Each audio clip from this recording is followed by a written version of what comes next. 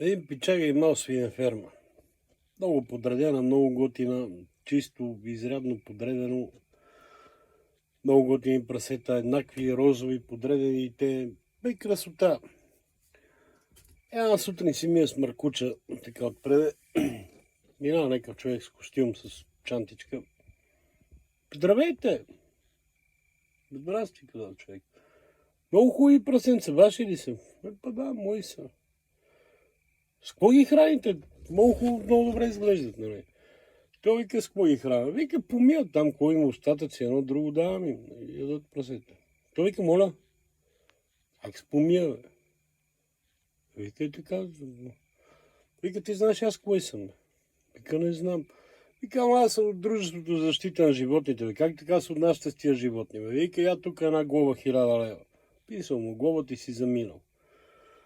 А другия ден сучката горе-долу същата. Човек си мина с Маркуча, там чисти си, подрежда си.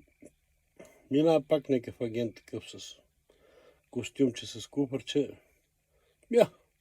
Вика, много хубави прасенца, бе. Вика, какви са тия? Ваши ли са? Вика, бе, мои са, как да не са? С кого ги храните? Наши вече обаче опит има. Вика, с кого ги храна?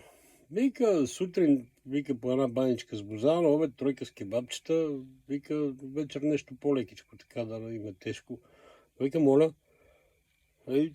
ти казвам с кого ги храна. Баничка, боза, кебабчета, вечер по-лека храна. Ти знаеш аз кой съм? Кой съм?